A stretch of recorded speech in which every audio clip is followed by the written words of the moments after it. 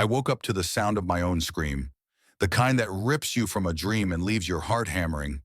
My roommate, Ethan, stood at the foot of my bed, his silhouette a jagged tear in the moonlight. "I can explain," he whispered, but the truth he spilled next was a nightmare I couldn't wake from. It started 3 months ago. When Ethan moved into my cramped Brooklyn apartment, I was desperate for someone to split the rent, and he seemed normal enough, quiet, polite, with a shy smile that made you trust him.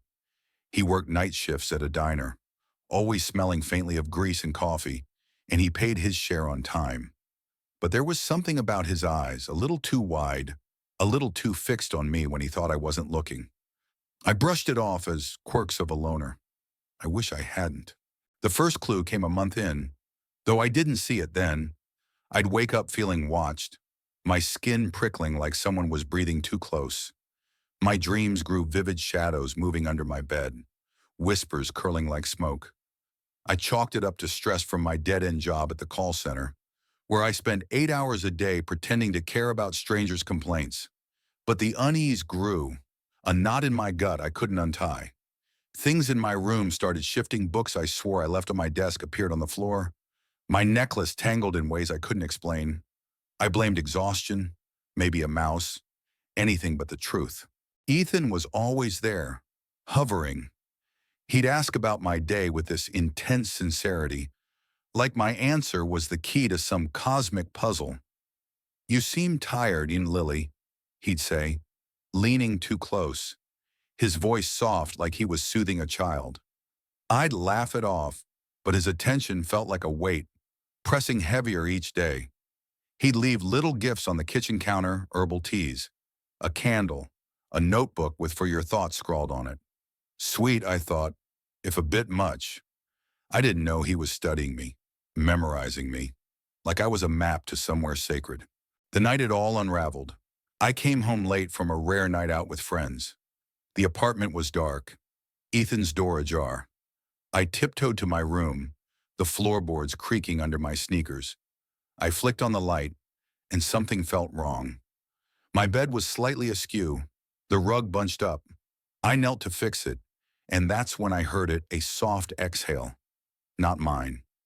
My blood turned to ice.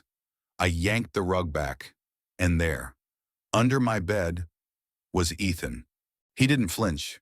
He lay there, curled on his side, his face serene, like he was meditating in a temple, not hiding in my room.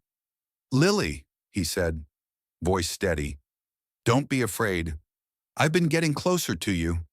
My scream tore through the silence, and he scrambled out, hands raised like I was the one scaring him. "I can explain," he said again. And oh, he did. For 3 months, Ethan had been sleeping under my bed.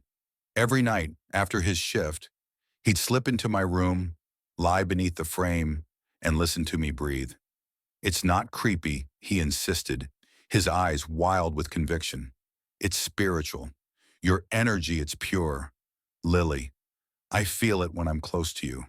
I'm not hurting you. I'm connecting." My stomach churned. Connecting. This wasn't a seance. It was my life, my space, violated in a way I couldn't process. He talked about my dreams, my sighs, how they guided him to some higher truth. He knew private things, like how I'd cried after a fight with my sister, how I'd whispered my fears to the dark. He'd been there, soaking it all in. I wanted to run, but my legs wouldn't move. Why, I croaked. Ethan's face softened, like he pitied me for not understanding. "You're special," he said. "I've never felt this close to anyone. Your soul, it speaks to me." He reached for my hand, and I jerked back, my skin crawling. I saw it then, the depth of his obsession, the way he'd built a shrine to me in his mind, and I was trapped in it. The next hours were a blur.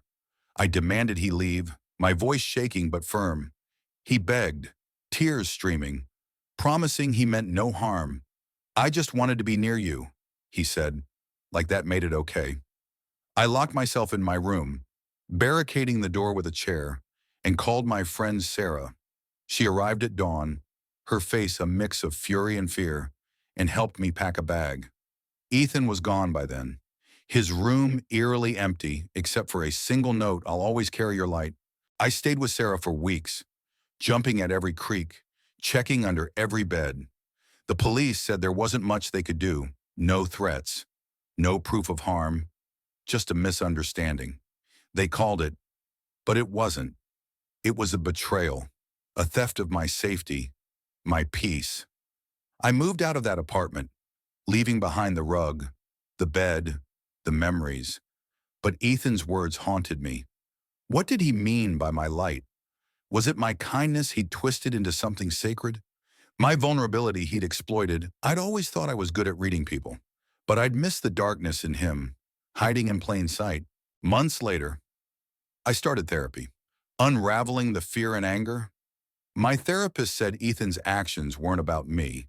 They were about his own emptiness, his need to fill it with something bigger. But that didn't erase the violation. I learned to trust again, slowly, with friends who checked under beds for me, who laughed when I needed it most. I found a new apartment, one with sunlight and no shadows too deep. I reclaimed my space, my dreams, my breath. But sometimes, late at night, I wonder about Ethan. Was he lost in his own mind, chasing a connection he couldn't find? Or was he just a predator, cloaking his obsession in spiritual jargon? I'll never know. What I do know is this trust is fragile, and boundaries are sacred. I learned that the hard way, under the weight of a stranger's gaze in a place I once called home.